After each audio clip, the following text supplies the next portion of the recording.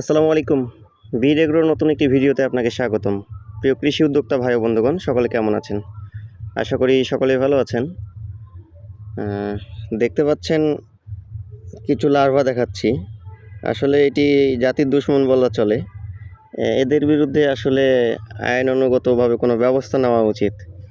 আসলে যারা কীটনাশক তৈরি করে তাদের বিরুদ্ধে আমাদের সরকার কোনো ব্যবস্থা নিতে পারবে না।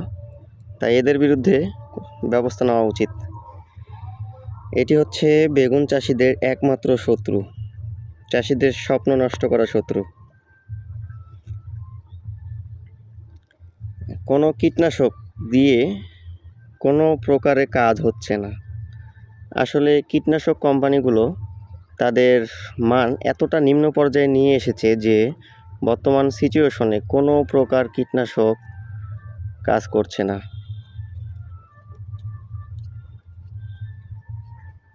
ধন্যবাদ সবাইকে।